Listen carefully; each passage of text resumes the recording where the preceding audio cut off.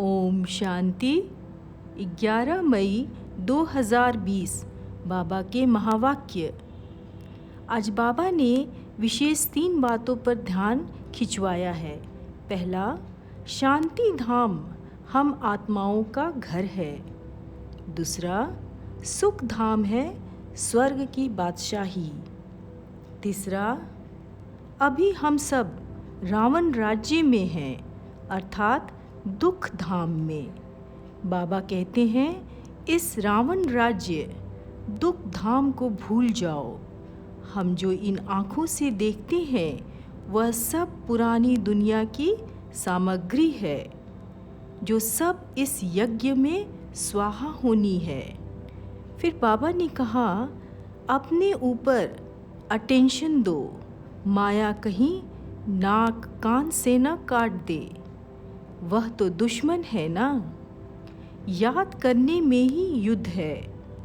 अपना चार्ट हर एक दिन का लिखना चाहिए।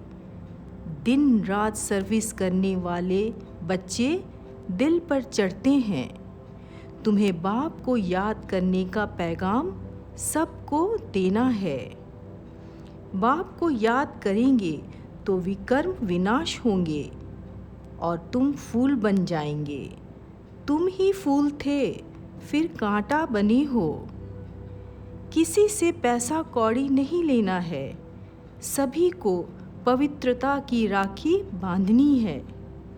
5 विकारों का दान देना है। तुम ब्राह्मण बच्चे योग बल से ही विश्व का मालिक बनते हो। बाहुबल वाले विनाश को प्राप्त हो जाएंगे। तुम साइलेंस बल से साइंस पर विजय पाते हो। और लास्ट में बाबा ने कहा, तुम बैकुंठ के मालिक बन रहे हो, तो ऐसा पुरुषार्थ करना चाहिए। तुम्हारा खान पान शुद्ध और पवित्र होना चाहिए। आज सार में बाबा ने कहा, मीठे बच्चे, तुम इन आँखों से जो कुछ देखते हो यह सब पुरानी दुनिया की सामग्री है। यह समाप्त होनी है। इसलिए इस दुख धाम को बुद्धि से भूल जाओ। प्रश्न, मनुष्य ने बाप पर कौन सा दोष लगाया है, लेकिन वह दोष किसी का भी नहीं है।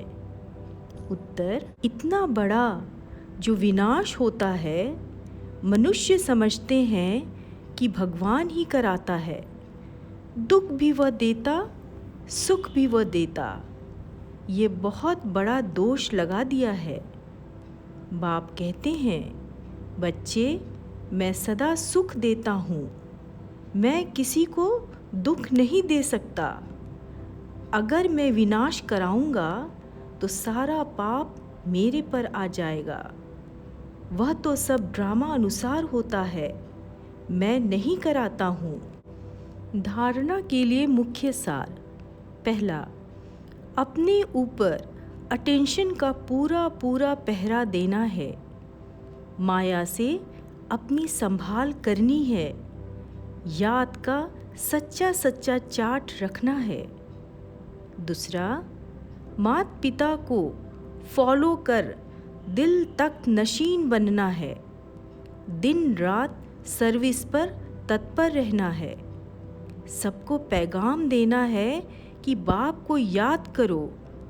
5 विकारों का दान दो तो ग्रहण छूटे।